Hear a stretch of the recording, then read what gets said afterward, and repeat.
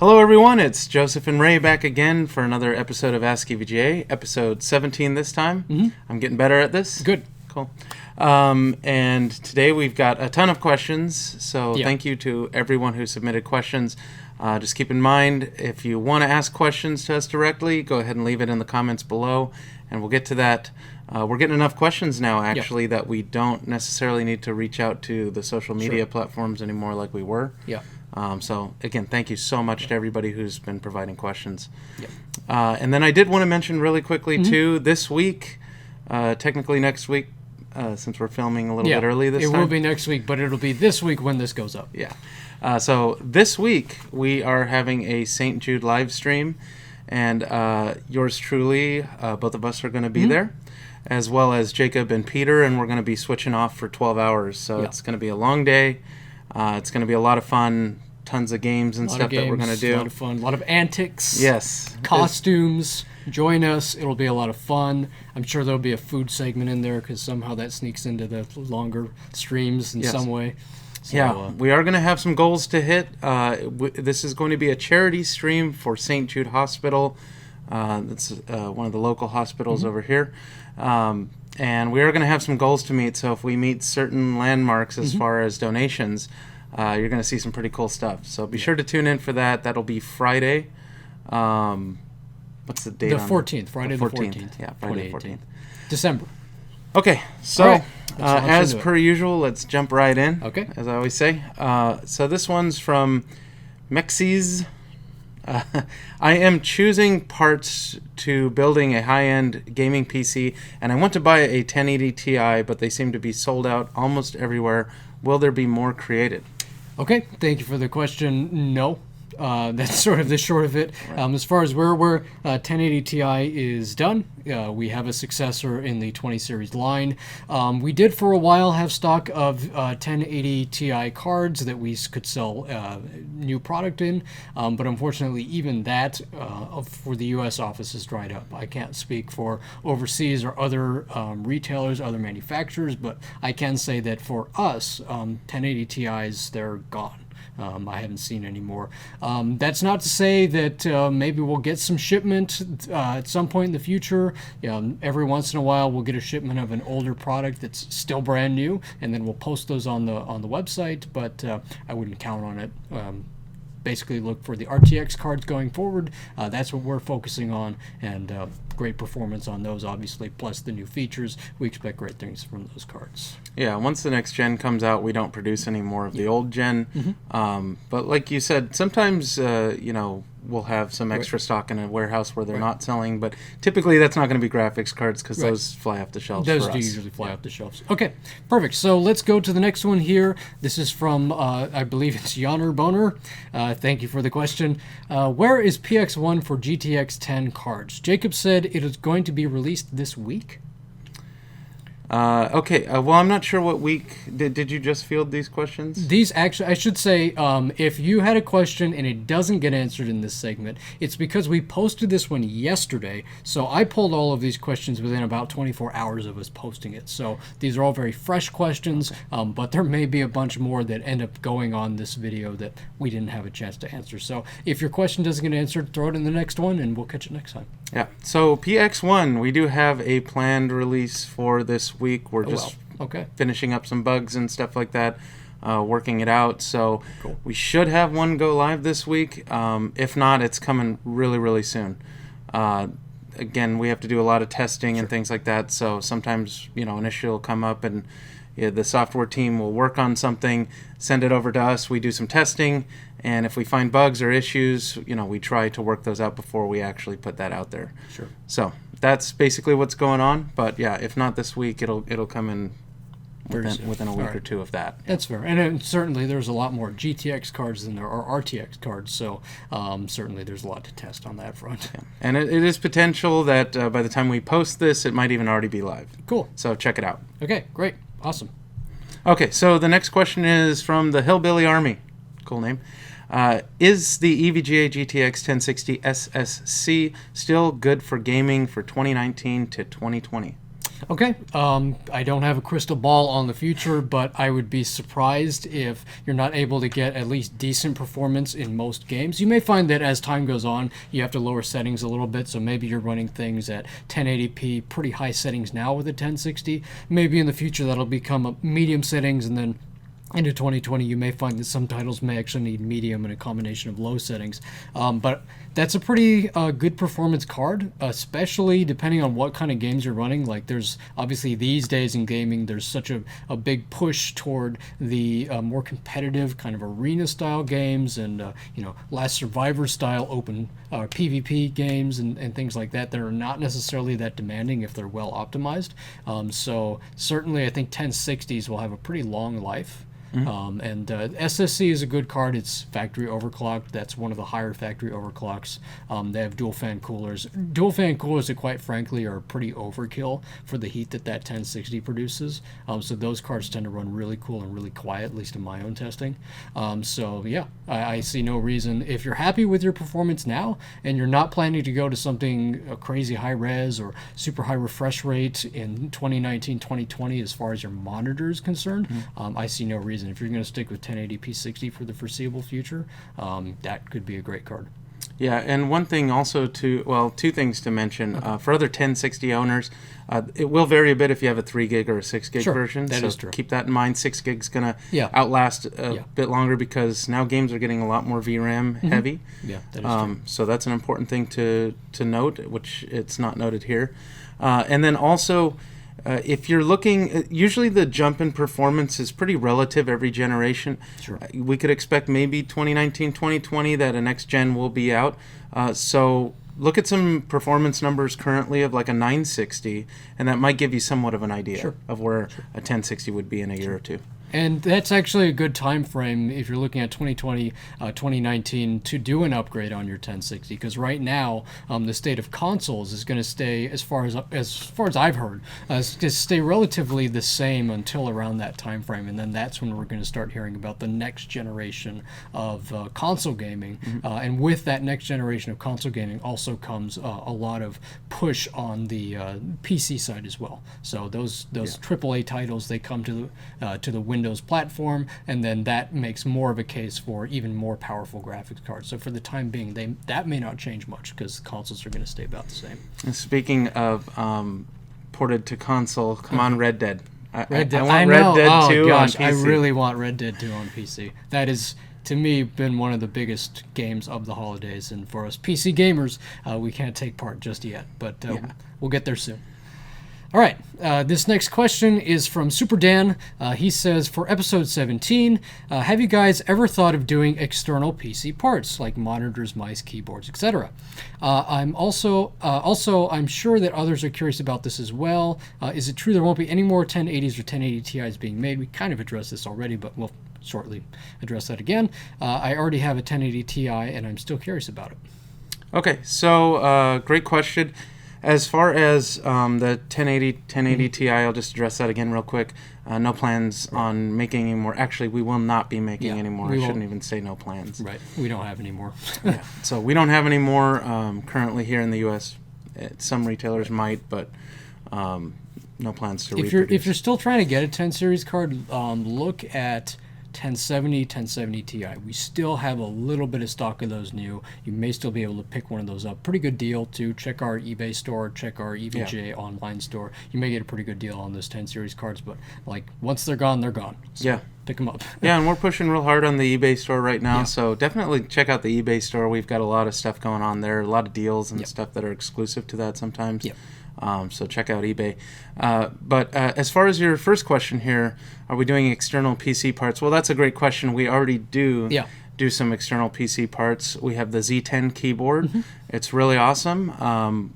Probably going to have another edition of that coming out soon. Okay. Can't say too much about that, but here first. Yeah, there's a lot of other external components and new products coming this next year. 2019 is going to be a huge year for EVGA. Great. A lot of new categories and things like that. So I'm super excited to see what comes. But yeah, we already have mice. We already have keyboards. No monitors. We did have the interview monitor. Sure. Quite a long time ago now, but yes. Long time ago, they were more enterprise or corporate focused, so those weren't not like a gaming monitor like you might expect. I would like to see something like that in the future from us, but we'll see. Sure. We've got some good partnerships with some monitor companies already, so we'll see if we ever get into that field. But I'd expect EVGA, we're trying to grow into a big name brand, and we're going to branch out into tons of different products over the next coming years. So keep an eye out for that. Yeah, I want to see the full desk setup with all the EVGA, products, and I think that's kind of where all component manufacturers have to go in a sense. As things become more and more competitive, and gaming devices become more and more powerful, we have to offer more complete systems and solutions. So that's really what we've been looking at, and you may see more of that. Yeah, you definitely will see more of that, not just from us, but from all the players. The industry in general.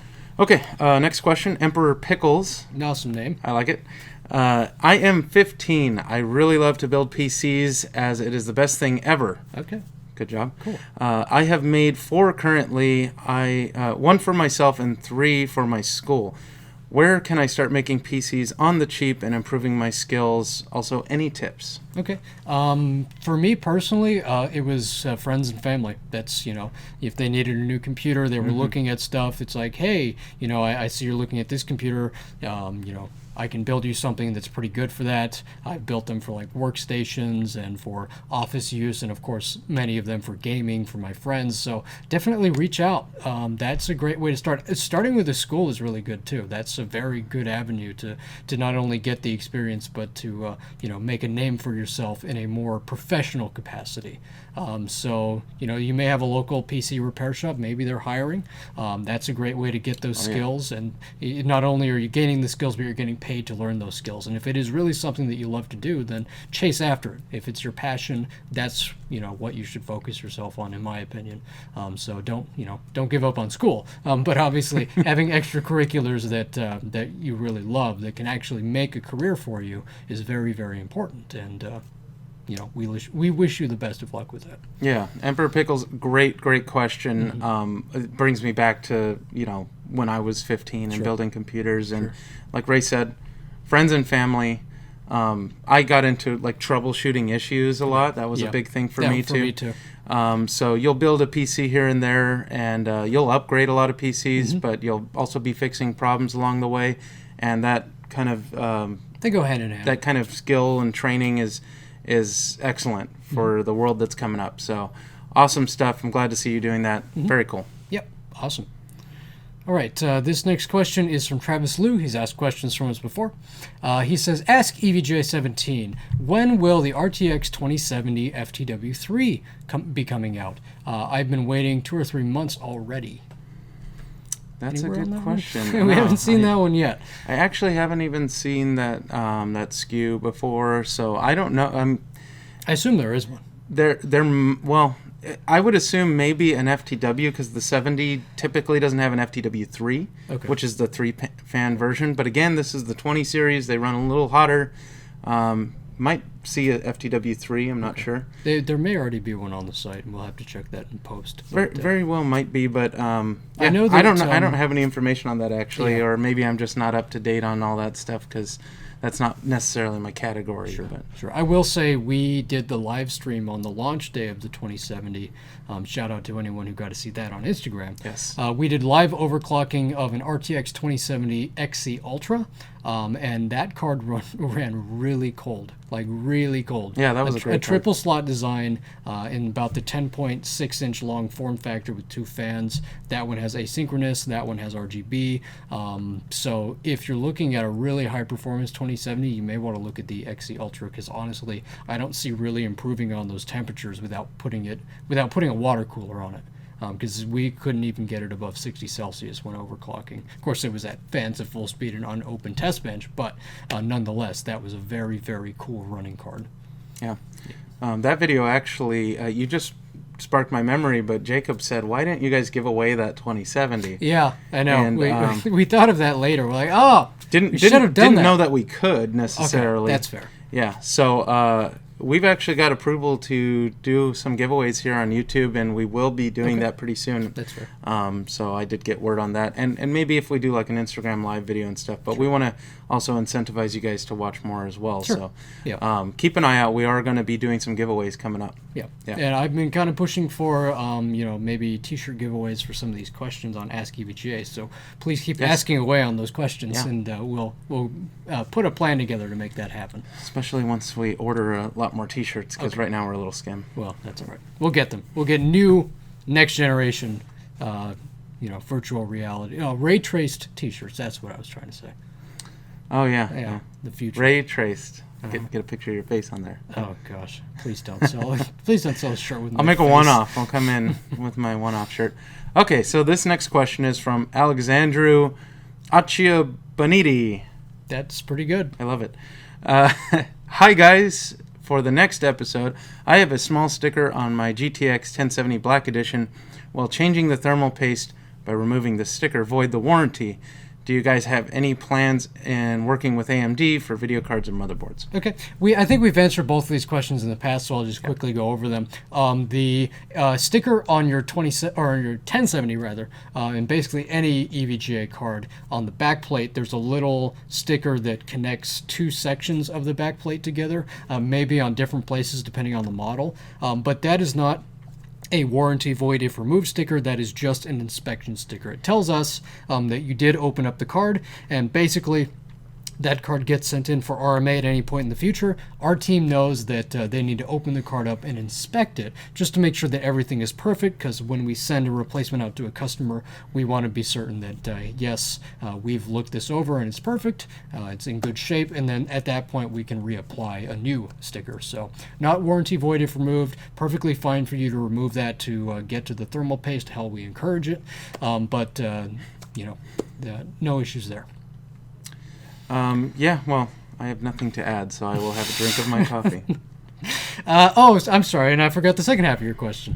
Any plans on working with AMD? No plans at this time. We have a lot of great products coming from with Intel and NVIDIA compatibility. We're pretty much set for the time being. Yeah. We don't know what the future holds, but Intel and NVIDIA for the foreseeable future.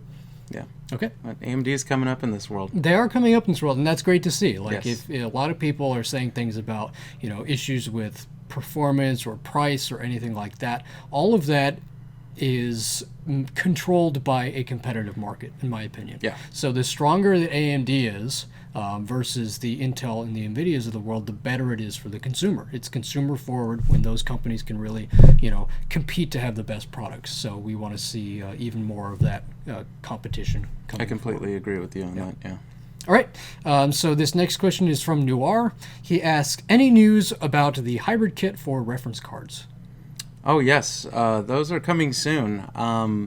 Very soon, in fact. Okay. I can't really divulge information on things like that, unfortunately. Okay. But, dropping hints here and there. Yeah, the hybrid kits, they're coming in. And they're on the site, I believe. I think we posted them up on the website, so they should be auto-notify. So if you want to know when they're available to purchase, put your name on that list. Yeah, generally when we put something auto-notify, you're talking...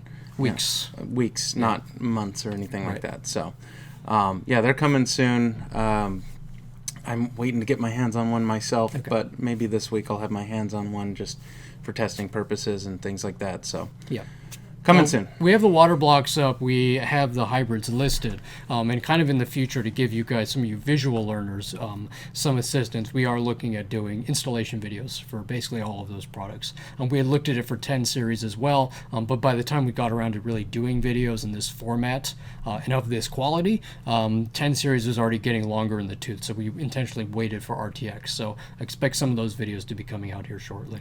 Yeah, we have the hydrocopper block here, and we are going to take a look at it today, actually. That's true. That'll be filmed a little bit later today. But you won't see that video until a little bit later. No, with the magic of Hollywood and filmmaking. Yeah. Okay, and this is the last one, right? Okay. Yeah, this is the last one today. So Rexanic, or however you say that, asks... Sounds good to me. Is it possible to run dual 1050 Ti SLI? No, it's not possible to run SLI on a 1050 Ti. It doesn't have the SLI connector on it. Right. Neither, for that matter, does the 1060. SLI starts for 10 series cards at the 1070, 1080, and 1080 Ti. Those can all do SLI. It's worth noting that 1070 Ti. Don't leave that out. Oh, you're right. I'm sorry. I did leave out the 1070 Ti because I said Ti, but you're right. I didn't say 1070 Ti. I'm sorry. I figured if you're naming them all, you might as well not miss that one. I should have gotten that one. On the RTX side of things, the 70 series does not have it. So just so that you're aware, if you're looking at running NVLink SLI, it has to be a 2080 or a 2080 Ti. Those are the only two current models that support the NVLink SLI. It is worth noting that's kind of, no, you can't run it with SLI, but there's a small asterisk there. If you were to have two 1050 Ti's, there are games where potentially you could use both cards. If they're based on DirectX 12 and they use what's called explicit multi-GPU, basically a heterogeneous explicit multi-GPU workload is possible in those games. A homogeneous is what's actually known as a coupled node configuration, which is what SLI is. It's the same card twice and they're connected physically and they have communication between them, but the explicit heterogeneous actually is designed for graphics cards that are not connected together. So it's up to developers to make it possible to run multi-GPU without any kind of SLI support. I think Rise of the Tomb Raider may be one of the only ones that I've heard of that has that support somewhere in it. I don't even know if it works or not, but I have heard rumor that that is a title where potentially you could run dual GPU without SLI. So just a fun fact. You may see more of that in the future. Interesting tech where you could have add-ons for consoles and whatnot that could actually take advantage of hardware that's not directly linked. Yeah. So. Interesting. I see why you took that last question. You wanted to rattle off some... Just a little, just in case you were wondering, there are actually ways to do it without connecting the cards. Ray, you're going to be an engineer someday. No. I see it. No. Yeah. You and your ball peen hammer, you're going to be doing your thing. Okay, I think that's it. All right, I think that's everything. So thank you guys for watching this episode. Great questions again, especially considering we pulled these like 24 hours after posting. So thank you again. If we didn't hit your question for this episode, go ahead and leave it in the comment section for this video, and we'll try to get that on the next video. As ever, you have a good rest of your day. Bye-bye.